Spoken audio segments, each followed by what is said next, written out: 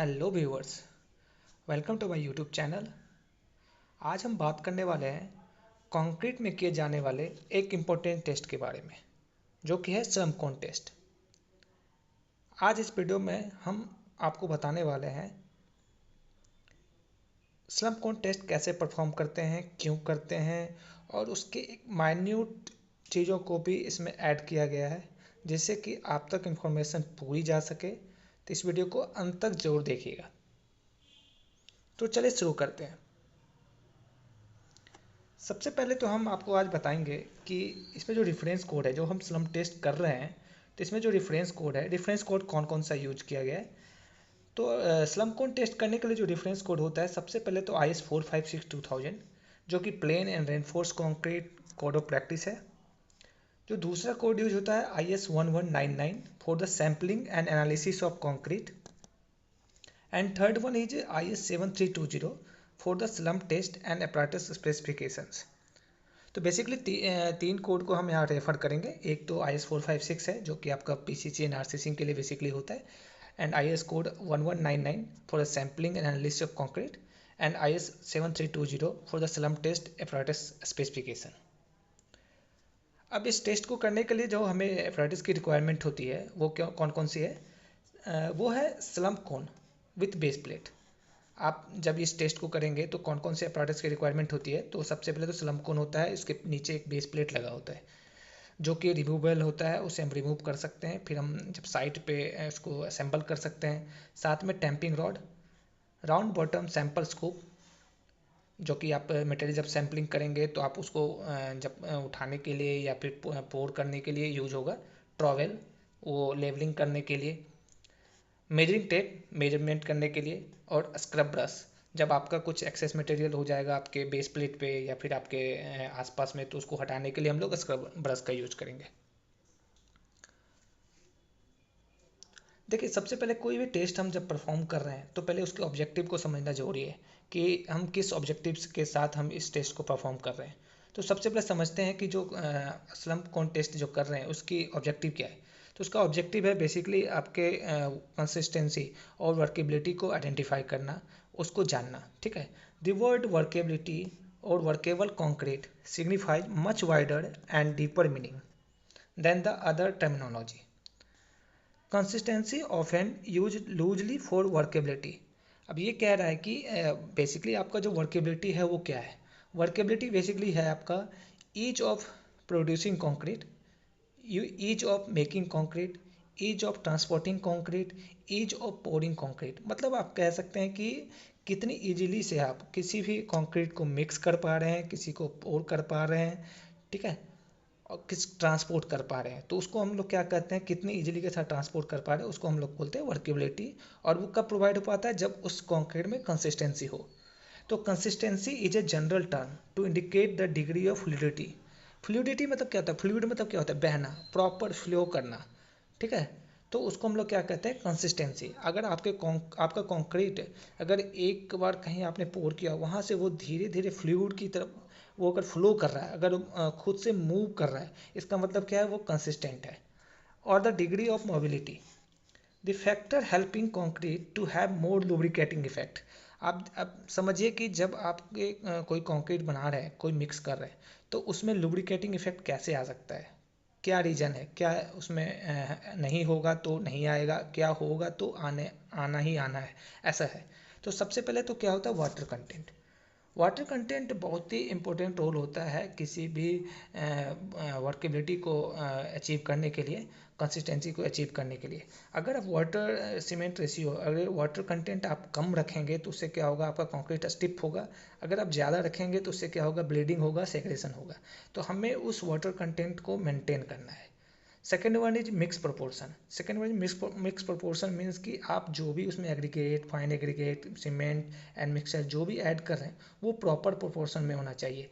ऐसा ना हो कि अगर एग्रीगेट ज़्यादा हो गया या फिर वाटर ज़्यादा हो गया, तो उसकी वजह से क्या होगा, अगर कोई कुछ भी ज़्यादा होता है तो वो उसकी कंसिस्टेंसी को इफेक्ट करेगा। Third one is size of aggregate.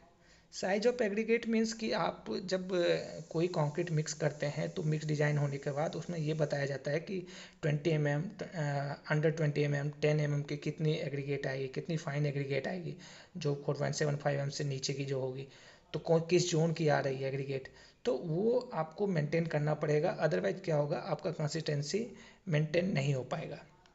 Shape of aggregate, shape of aggregate means हो गया कि आपकी जो एग्रीगेट होनी चाहिए वो एंगुलर, राउंडेड, इस टाइप का होना चाहिए, ना कि पूरा ऐसे फ्लैकीनेस चपटा ऐसा नहीं होना चाहिए। चपटा रहने हो गया या फिर थोड़ा सा नुकीला हो गया, तिरछा हो गया, लंबी साइज की हो गई, तो उससे क्या होगा कि आपका जो होगा कि कंसिस्टेंसी मेंटेन नहीं हो पाएगा और इससे आपके वर्केबिलिटी में इफेक्ट आएगा। सरफेस टेक्सचर ऑफ एग्रीगेट, अब एग्रीगेट का सरफेस टेक्सचर, जब आप कोई एग्रीगेट यूज़ कर रहे हैं तो उसका सरफेस टेक्सचर कैसा है। सरफेस टेक्सचर मीन्स वो क्या है, प्लेन है, खुरदरा है, किस टाइप का है, उस पर भी आपकी वर्केबिलिटी डिपेंड करती है। Grading of aggregate, grading of aggregate अभी मैंने बताया था आपको कि आपकी जो जोन 1, जोन 2, जोन 3, जोन 4 होती है, तो उसमें जो ग्रेडिंग आपकी आ रही है, जो भी मिक्स डिज़ाइन में दिया गया है कि इस जोन की ग्रेडिंग आपको यूज करनी है, तो आपको वही यूज करना है, तब आप उस कंसिस्टेंसी, उस वर्केबिलिटी को अचीव कर पाएंगे। Usage of admixture, usage of admixture भी एक इम्पोर्टेंट पार्ट होता है।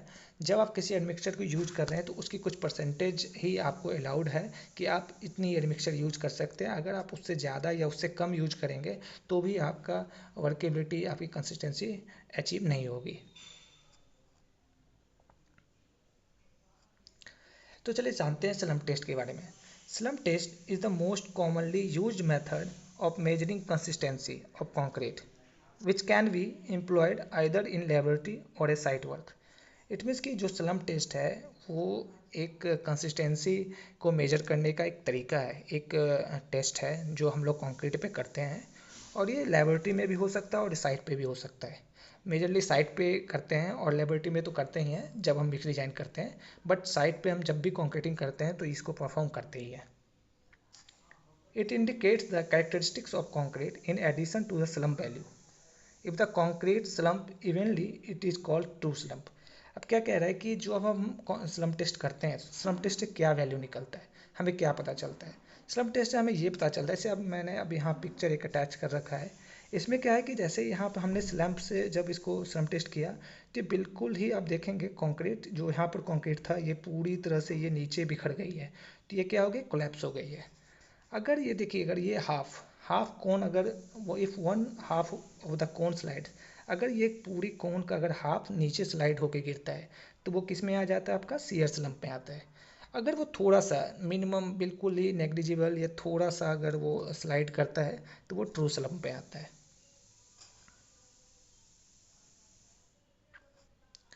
अब देखिए जो अपरेटस हम लोग यूज़ कर रहे हैं उसके बारे में थोड़ा समझ लेते हैं कि अपरेटस क्या होता है और उसकी डायमेंशन क्या होती है।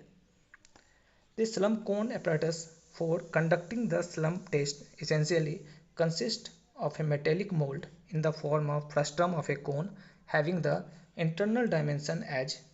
अब क्या बोल रहा है कि जो आप स्लम्प कौन यूज करेंगे वो क्या होना चाहिए, वो किस तरह का होना चाहिए, मेटेलिक होना चाहिए। और फ्रस्टम ऑफ कौन, देखिए फ्रस्टम ऑफ कौन ये हो गया, कौन आपका कैसे होता है, ये कौन हो गया, बट इसका क्या है, ऊपर से एक थोड़ा सा पार्ट कटा हुआ है, तो ये हो गया फर्स्ट टर्म ऑफ कौन, एक छोटा सा पार्ट, कौन का एक छोटा सा पार्ट, जिसकी कि क्या है, नीचे की डाया जो होगी वो होगी 200 mm की, नीचे जो बेस की जो डाया होगी वो 200 mm, और जो टॉप की डाया होगी वो क्या होगी 100 mm की, और इसकी जो हाइट होगी, हाइट क्या हो जाएगी 300 mm की। ठीक है, इसकी हाइट जो हो जाएगी वो 300 mm की हो जाएगी, और इसका जो बेस होगा वो 200 mm की होगी, और इसकी जो हाइट होगी वो 300 mm होगी। अब इसमें क्या है कि जनरली ये तो आपको पता चल ही जाता है, कहीं से भी आपको पता चल जाएगा कि जो बॉटम की डायमीटर है 200 mm है, ये टॉप डायमीटर जो है 100 mm है, हाइट 300 है, बट उस जो मेटेलिक शीट से जो वो मोल्ड बना हुआ है उसकी थिकनेस क्या है, उसकी थिकनेस क्या होनी चाहिए, ये बहुत इंपॉर्टेंट है। ये मुझे लग रहा है शायद बहुत कम लोगों को पता होगा। इसकी जो थिकनेस होनी चाहिए वो 1.6 mm से पतली नहीं होनी चाहिए, मतलब 1.6 mm से पतली नहीं होनी चाहिए, 1.6 mm से ऊपर हो जाए बट 1.6 mm से पतली नहीं होनी चाहिए।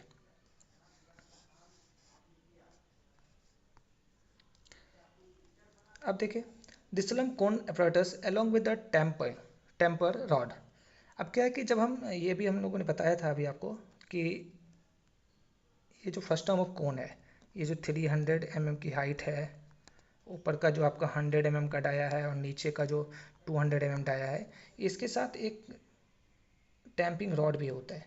टैंपिंग रॉड जो होता है उसकी जो हाइट होती है, जो लेंथ होती है वो 600 mm की होती है, और जो डाया होता है वो 16 mm का होता है। और साथ ही बुलेट पॉइंटेड होता है। बुलेट पॉइंटेड का मतलब हो गया कि जो नीचे के साइड होगा वो, नीचे के साइड जो होगा वो ऐसे होगा, थोड़ा सा बुलेट पॉइंटेड, ठीक है। और इसी से हम लोग क्या करते हैं, टैंपिंग करते हैं।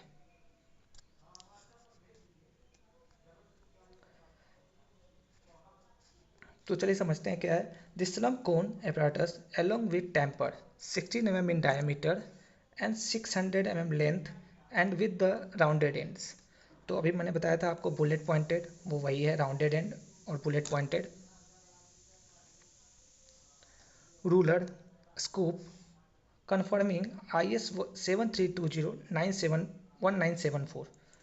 अब क्या है कि जो भी आप एपरेटस यूज कर रहे हैं श्रम कॉन्टेस्ट में, तो वो किस से आपको रेफरेंस लेना है, IS कोड 7320 से, जो कि 1974 में फोर्थ रिवीजन हुआ था। अभी फिर से 2018 में इसका रिवीजन हुआ है। तो आपको यहीं से रेफरेंस लेना है, जो भी आपका साइज होगा। बेसिकली हमने आपको साइज के बारे में डिटेल में बताया है यहाँ पर, सेम आप वहाँ से भी रेफर कर सकते हैं।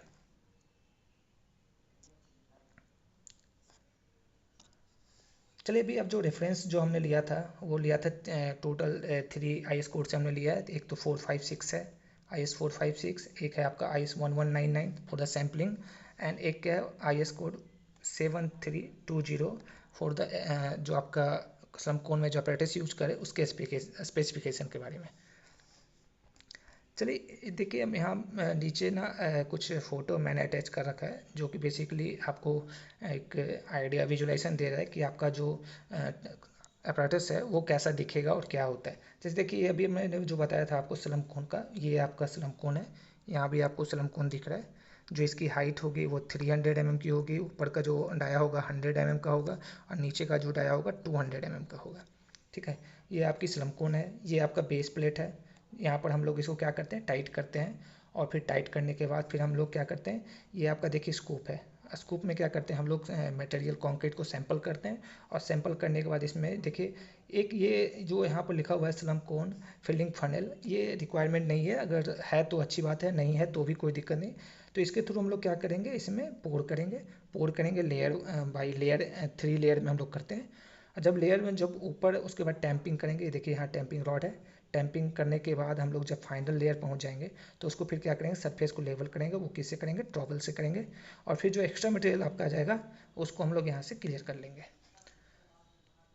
फिर जब हम स्लम की, जब हम उसको फिर धीरे से जब उसको ऊपर उठाएंगे तो उसके बाद जो कोलैप्स होगा, कोलैप्स को हम जो मेजर करने के लिए हम लोग क्या करेंगे, मेजरिंग टेप का यूज करेंगे। तो प्रोसीजर समझते हैं। सबसे पहले प्रोसीजर क्या है, if this test is being carried out in the field the sample mixed concrete shall be obtained. अब क्या बोल रहा है कि अगर ये साइट पे कैरी हो रहा है, ये फील्ड टेस्ट को किया जा रहा है साइट पे, तो इसमें क्या करेंगे कि जो भी हमारे पास कंक्रीट मिक्स हो गया है उसका सैंपल हम लोग क्या करेंगे, अचीव कर लेंगे।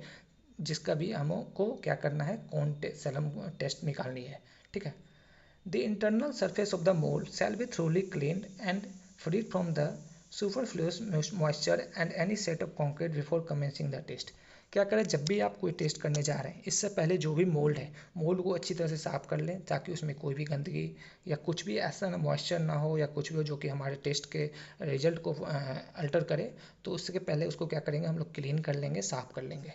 The mold shall be placed on a smooth horizontal, rigid and non-absorbent surface such as carefully leveled metal plate, the mold being firmly held in place by। अब क्या बोल रहा है कि जब आप कोन को साफ कर लिए तो नीचे बेस प्लेट होगा, और बेस प्लेट को हम लोग ये कोशिश करेंगे, कोशिश नहीं ये करना ही है, आपको जो सरफेस होना चाहिए वो इवन होना चाहिए, अनड्यूलेटेड नहीं होना चाहिए। मतलब कि ऐसा ना हो कि कहीं नीचे हो कहीं अप हो, तो उससे क्या होगा कि आपका जो इफेक्ट, जो रिजल्ट आएगा वो प्रॉपर नहीं आएगा। इसलिए हमें क्या करना है, एक सरफेस लेना है जो कि बिल्कुल फर्म हो, स्ट्रांग हो और बिल्कुल प्लेन हो। देखिए नेक्स्ट स्टेप क्या है, immediately after obtaining the sample the fill the mold in 3 layer, each approximately 1/3 of the height of the mold when compacted. अभी क्या बोल रहा है कि जैसे ही आपका सैंपल आपने लिया, सैंपल लेने के बाद क्या करेंगे हम लोग, ये जो आपका यहाँ दिख रहा है ना स्कूप, स्कूप से क्या करेंगे, हमारी जो टोटल हाइट है, और टोटल हाइट है आपकी 300 mm की, 300 mm में हम लोग क्या करेंगे, 3 लेयर में इसको क्या करेंगे, फिल करेंगे। अगर हम 3 लेयर में फिल कर रहे हैं तो ईच लेयर जो आ जाएगा आपका 100 mm का। तो 100 mm क्या करेंगे हम, सबसे पहले इसको पोर करेंगे कंक्रीट को। ड्यूरिंग द फिलिंग क्लैंप और hold the mould firmly in place to standing the to put. अभी क्या बोल रहा है कि जैसे ही आप पोर कर रहे हो, पोर करने के टाइम जो नीचे यहाँ पर देख रहे होंगे आप, नीचे जो क्लैंप है, क्लैंप को आप अच्छी तरह से अपने पैरों से दबाएं उसको, ताकि वो क्या करे कि मूव ना कर सके, वो कहीं मूव ना हो और उससे कुछ इफेक्ट ना आए। तो क्या होगा कि हम लोग क्या करेंगे, लेयर बाय लेयर करेंगे। टोटल कितना करेंगे लेयर, 3 लेयर का करेंगे। टोटल हाइट हमारी 300 mm की है, तो ईच लेयर जो हो जाएगा वो 100 mm का होगा। अभी क्या करेंगे हम लोग, जो ईच लेयर जो फिल कर रहे हैं उसको हम करेंगे टैंपिंग। टैंपिंग किसे करेंगे, टैंपिंग रॉड से। और कितनी बार करेंगे, 25 strokes of the tamping rod. मतलब जैसे ही हम लोगों ने 100 mm का फिल किया, 100 mm फिल करने के बाद हम लोग 25 टाइम्स उसको क्या करेंगे, टैंपिंग करेंगे। और टैंपिंग ऐसा करेंगे कि चारों तरफ, मतलब हर, मतलब घुमा ऐसे करेंगे कि हर जगह टैंपिंग कर पाए। ऐसा नहीं कि एक ही जगह पर हम लोगों ने 25 टाइम्स कर लिया, तो वो भी सही नहीं है। हमें हर कॉर्नर पे, हर ईच लेयर पे जाके आराम से उसको क्या करना है, 25 टाइम्स टैंपिंग करनी है। फिर हम लोग फिर क्या करेंगे, फिर स्कूप से दूसरी लेयर को फिल करेंगे। क्या बोल रहा है, temp the second layer and the top layer etch through out it depth so that the stroke just penetrate into underline layer. अभी क्या करना है, जैसे हम लोग फर्स्ट लेयर कर लिए, फिर हम लोग जब दूसरी लेयर करेंगे तो उसको भी 25 टाइम्स करेंगे। और ऐसा करेंगे कि उसके नीचे का लेयर भी जाके टैम्प हो, मतलब पूरा नीचे तक उसको ले जाना है, ठीक है। और वहाँ भी हम लोग कितने करेंगे, 25 स्ट्रोक्स, मतलब ईच लेयर हम लोग 25 स्ट्रोक्स की टैंपिंग करेंगे। In filling and tamping the top layer, heap the concrete above the mold before the tamping is started. अभी क्या बोल रहा है कि जैसे हम लोग फिल करेंगे और टॉप लेयर में पहुंचेंगे, तो टॉप लेयर में क्या होगा कि ऐसा तो होगा कि नहीं, प्लेन हो जाएगा। तो वहाँ पर क्या होगा, हीप बनेगा, मतलब थोड़ा सा आपकी जो कोन का जो अपर सरफेस है उसे थोड़ा सा ऊपर उठा हुआ रहेगा। उसको हम लोग टैंप करके कोशिश करेंगे कि जितना उसमें प्रॉपर अच्छी तरह से कॉम्पैक्ट होकर नीचे चला जाए। अभी देखिए क्या बोला, the bottom layer shall be tamped through a depth. After the top layer has been tamped, the concrete shall be stuck off with a trowel और a tamping rod so that the mould is exactly filled. अभी क्या बोल रहा है, जैसे अब देखिए इसलिए यहाँ पर हम देख रहे हैं कि हमने क्या किया कि फिल किया, और फिल करने के बाद एक हिप जैसा यहाँ बना हुआ है। हिप हिप जो है उसको हम लोग क्या करेंगे, जब प्रॉपर टैम्पिंग हो जाएगा तो हम लोग ट्रॉवल से या फिर अपनी जो टैम्पिंग रॉड से इसको क्या करेंगे, लेवल करेंगे, जो कि ऊपर के सरफेस के ऊपर का जो प्लेन पूरा एक लेवल जैसा दिख जाए, ठीक है। After the top layer has been rodded tamped, strike off the surface of the concrete by means of screeding and rolling motion of the tamping rod. अभी क्या बोल रहा है, जब हम ट्रॉवेल से ऊपर की एक्सेस मटेरियल को, जब कंक्रीट को जब हटा देंगे, तो फिर हम लोग क्या करेंगे, टैम्पिंग रॉड से उसको रोल करेंगे। और रोल करने के बाद क्या होगा, ऊपर का लेयर प्लेन हो जाएगा, एक लेवल में आ जाएगा। After the top layer has been tamped, scrape off the surface of the concrete layer with the top of mold by means of sawing and rolling motion of the tamping rod. Remove spilled concrete from the base plate and surface. अभी क्या है कि जब हम ऊपर से material जो access हुआ है, अगर उसको जब हम हटा रहे होंगे, कुछ मटेरियल ऐसा भी होगा जो हमारे बेस प्लेट पे आ गया होगा, तो उस बेस प्लेट को हम लोग क्या करेंगे, ब्रश से उसको रिमूव करेंगे और वहाँ से उसको हटाएंगे। Any mortar which may have leaked out between the mold and the base plate shall be cleaned away. The mold shall be removed from the concrete immediately by raising it slowly and carefully in a vertical direction. अभी क्या बोल रहा है कि अब जब concrete को आप पोर कर रहे होंगे तो क्या होगा, कुछ स्लरी बाहर निकल सकता है, कुछ मोर्टार बाहर निकल सकता है। तो उसको हम लोग क्लियर करेंगे, पूरा क्लीन करेंगे। और क्लीन करने के बाद हम लोग क्या करेंगे, स्लोली, अभी यहाँ दिख रहे होंगे पिक्चर में, जैसे वो स्लोली धीरे धीरे करके, पहले तो क्लैंप को हम लोग क्या करेंगे, ढीला करेंगे। ढीला करने के बाद हम लोग थोड़ा सा एंटी क्लॉक या क्लॉक वाइज उसको मूव करेंगे। मूव करने के बाद उसको धीरे धीरे स्लोली स्लोली हम लोग क्या करेंगे, उसको ऊपर उठाएंगे। और ऊपर उठाते हुए कैसे करेंगे कि पूरा कंक्रीट को हम लोग क्रॉस कर जाएं। जितनी हमारी 300 mm हाइट है, 300 mm हाइट के ऊपर हम उसको लेके जाएंगे। अभी देखिए, जब हम 300 mm की हाइट पर लेके जाएंगे उससे ऊपर, तो क्या होगा, immediately after removal of the mould determine the स्लैम्प H by measuring the difference between the height of the mould and the highest point of the slum concrete. अभी क्या है कि जैसे ही हम लोगों ने उसको उठाया तो क्या होगा, आपका जो कंक्रीट होगा, जो कोन में कंक्रीट था, वो क्या होगा, विद द ग्रेविटेशनल फोर्स के क्या होगा, ग्रेविटेशनल फोर्स से, उसकी कंसिस्टेंसी से वो क्या होगा, धीरे धीरे स्लाइड करेगा। और जब स्लाइड करेगा तो स्लाइड करने के बाद हम लोग क्या करेंगे, जो मेजर करेंगे, आपकी जो बेस हाइट है अभी 300 mm की टोटल थी कोन की, ये जो हाइट है आपकी 300 mm है। और यहाँ पर मान लीजिए कि यहाँ पर जो अभी आपकी जो रीडिंग आ रही है वो आ रही है 100 mm, ठीक है। और ये कितना हो गया, 200 mm, ठीक है। ये कॉमन सरफेस है, मतलब दोनों के लिए सेम सरफेस है।